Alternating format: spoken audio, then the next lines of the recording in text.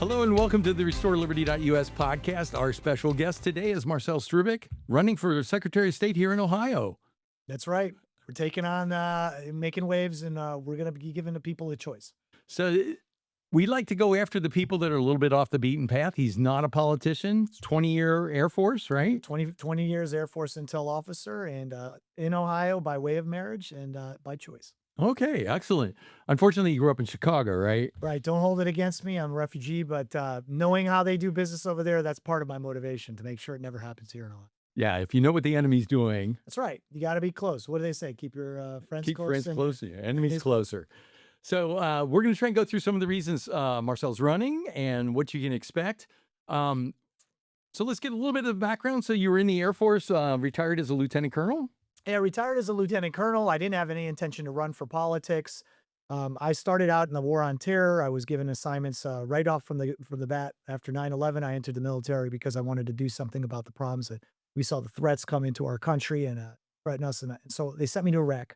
And there I did a lot of missions supporting ground forces, making sure that people came home alive back to Ohio and going after enemy forces. And later I would get more assignments and I'd go to Afghanistan. I'd embed with the Army Rangers. I even went to the Horn of Africa, trained the Kenyan Defense Forces Oh, against wow. Somalia, yeah, at the time. And still, I guess this is where a lot of our resources are headed into, right? From Ohio, as we're learning.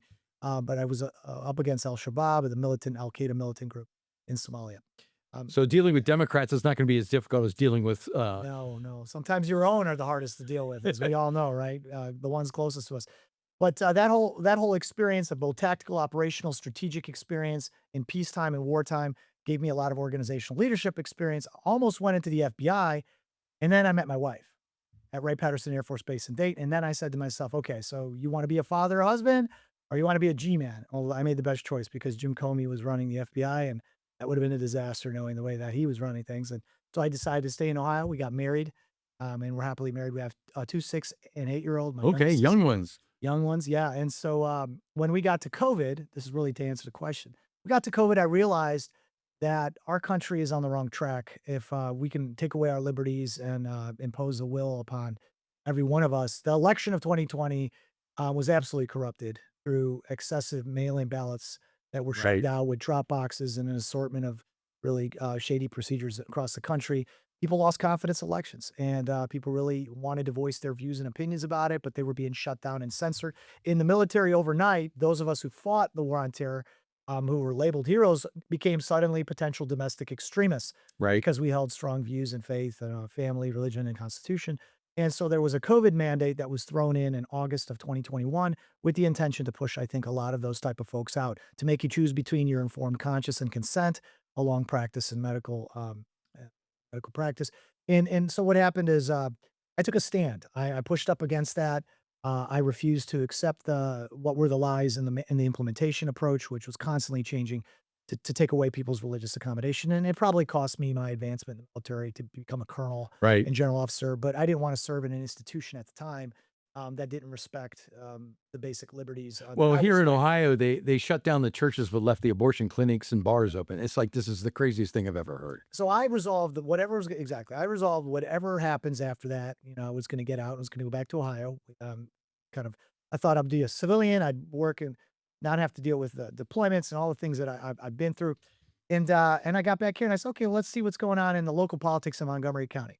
So they had a commissioner's race. A Republican won that night on election night and was told so. But a few days later, hundreds and not thousands of ballots started to come in through mail-in ballot. Magically appeared. Right. And so the lead at the end of the day, it took 20 days to count this election. And I realized this is the type of issue that appeared in Georgia. It's all in all likelihood happening wherever there's not enough public oversight, transparency, or accountability. And of course, the election judges and the parties count the votes. Right. People are not involved in any step of the process. At that point, I realized, you know what? This was what started the whole problem with the medical freedom and the censorship. It all started with the scam of an election. And I said to myself, if it can happen in Montgomery County, it can happen anywhere. So I started to get even more actively involved. I started to study Ohio's election codes, laws, procedures. I did that on my own time. I put my kids to bed at night, midnight. I'd go up there, I'd read it. Started meeting people in Columbus who were considered statewide advocates, constituent advocates, Right. activists, whatever you want to call those folks. And I realized that I worked at the Pentagon. I worked with the vice chairman, and I oversaw a $25 billion acquisition and technology portfolio. I could fix this. I could fix the issues of information systems that don't talk to one another.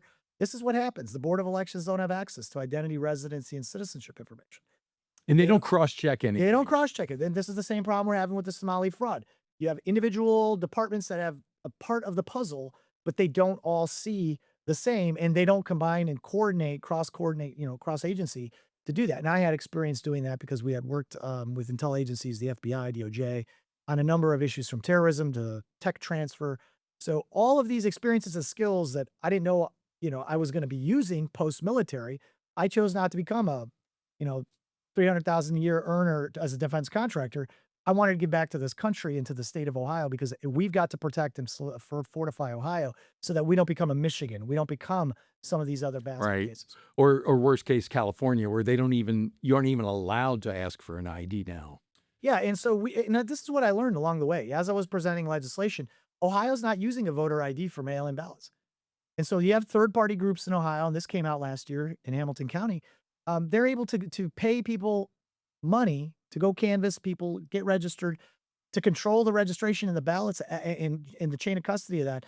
It's a huge liability, and there's really no enforcement on what's going to happen to them if they defraud, which they did in a number of ways in Hamilton County. So if you see a sliver of it, it's much more that exists. Right. And what I realize is the entire enterprise, I studied it from registration to vote casting, vote counting, and auditing. If you don't have a means to detect it, which is the case, then you can't say that it doesn't exist.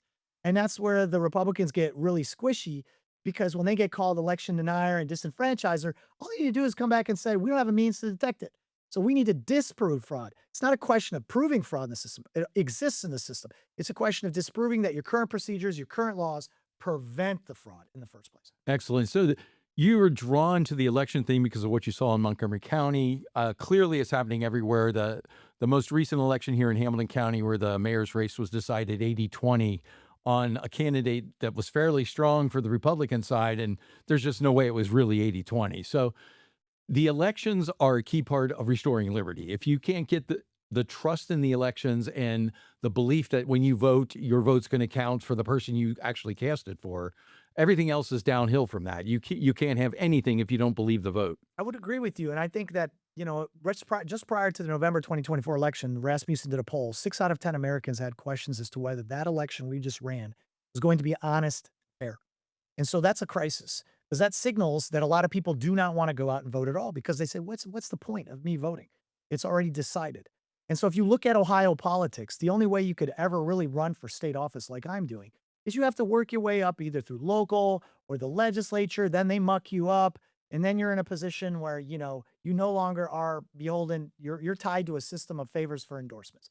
Favors for endorsements. That's a Favors great way of wording it. Yeah, and so they're starting to so then you get to the executive level, and then your qualifications are not, am I the best auditor? Am I the best secretary of state? Am I the best treasurer? Your qualifications are, have you made sure that you didn't injure the reputation of or compromise somebody else's career? So you kind of fail up, right? And or you find a way to stay in the system long enough, not tarnish, to just rotate seats, which is what was happening. And so I had to ask myself a fundamental question. George, I had gone to the legislature 3 times, put 2 different bills out there to enhance eligibility verification, which is where we're weakest in Ohio, qualifying people on the front end before we even give them access to a ballot. We suck at that. We have not had a good process. We have an honor system. It's like that in other states, but we have means to do something with the right people and the right political will. So you look at that issue, you look at the lack of voter ID, you look at the third party. We're susceptible to multiple forms of voter registration and or mail-in ballot fraud. And then I said, okay, if the legislature won't do it, the Secretary of State won't do it, won't the State Central Committee do it? So I saw that President Trump got elected. He asked the states to take on this same day in-person voting, paper ballots, which means not the paper coming out of a computerized voting system, the receipt. It means the pen and paper, right? The watermark or the pen and paper. And he wanted upfront proof of citizenship verification. All these things we had prior to 2000 before all these people contested, Democrat or Republican, our elections, and before all this distrust. As soon as it went into a computerized way, then people started to not trust it for good measure. Because I can tell you as a professional, everything that involves information systems and software can be totally compromised. It's not even about the internet. You know this, right? I've been a white hat. I've hacked top secret computers before, and hacking a voting machine, you give me an hour and a half in it and I'll get in. I'll give you It's one not that better. tough. Alex Halderman, a computer scientist, by no means some kind of a partisan, showed in a courtroom that he can take a pen and he can push a button on the back of a voting machine, restart its operating software, and basically tell it what functions he wants to move votes on it. So, folks, there's so many ways to do So it. they actually have a back door built in. They do, and all of these things have, for reasons of convenience or for reasons of remote access, you don't even need to be connected to the internet. And the way that whole phrase of connectivity to the internet is used, it's just, to me, it's dishonest. So I really want a system in Ohio that's same day in person voting.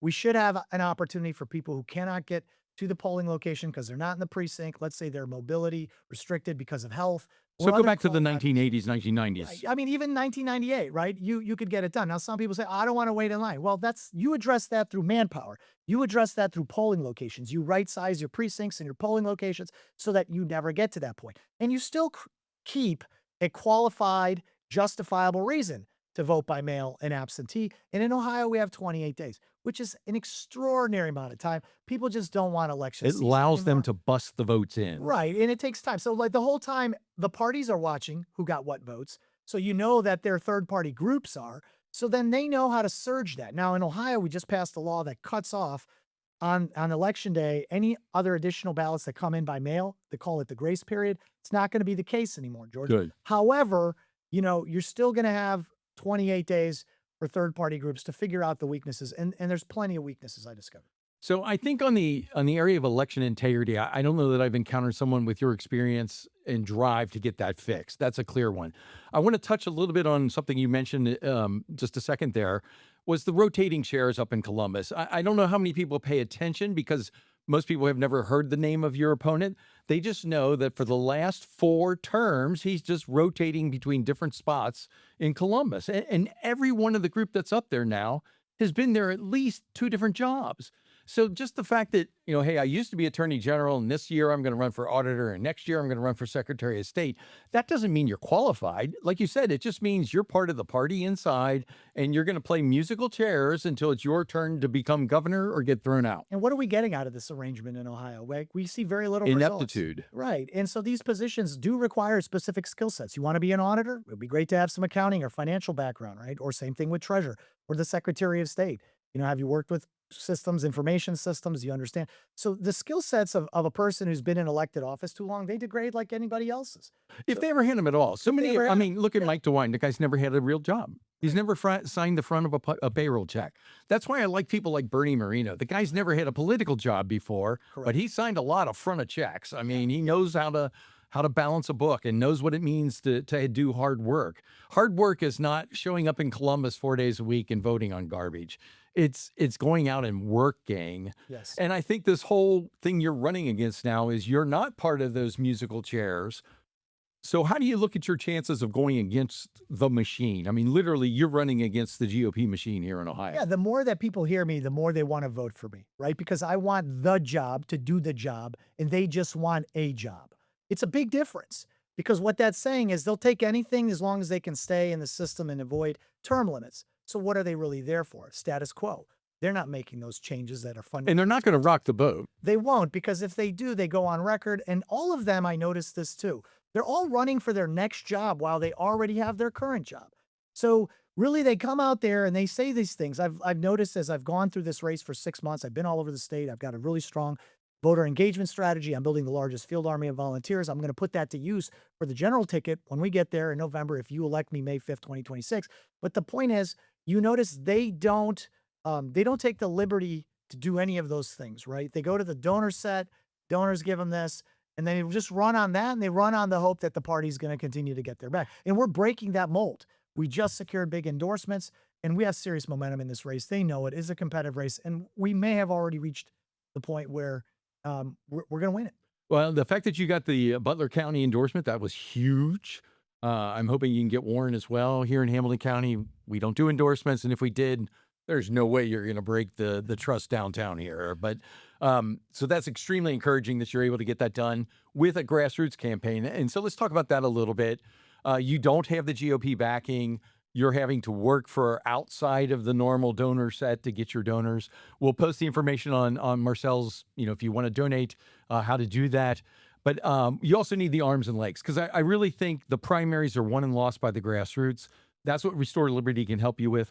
What do you need there? What's your main wants? What is it we can do to help you? Thanks for bringing it up. Yes, we need to get out the vote operation. Early voting starts April 7th. The actual election day is May 5th.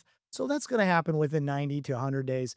And we need people to start to identify as county leads, which fortunately we have dozens of them so far. So if you're interested, you can go to our website at Strbich, Strbich, spelled out for Ohio.com. There's a volunteer button, there's a donate button. That would be a great way to identify yourself. We're also on X and Facebook. We have the largest social media following combined of all of the candidate, this in our case, the insider candidate.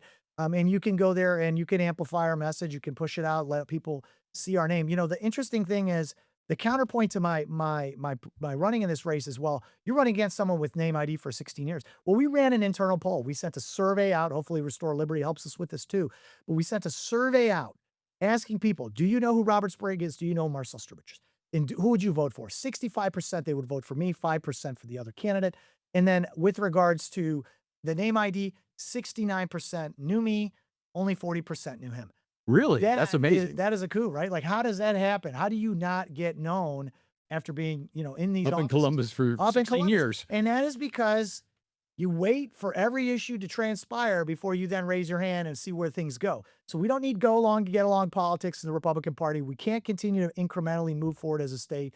There's an opportunity in 2026. We're going to completely reset the playing field here. The Secretary of State race is the grassroots Trump Republican-like race that people can lash onto, and it will drive out, I say this all the time, disaffected voters. So if you're a voter and you say, what's the point of voting for these Republicans? They're just going to go out, just going to do this thing. I've demonstrated over time that I'm willing to challenge any and all things on the basis of issues, on the basis of policy.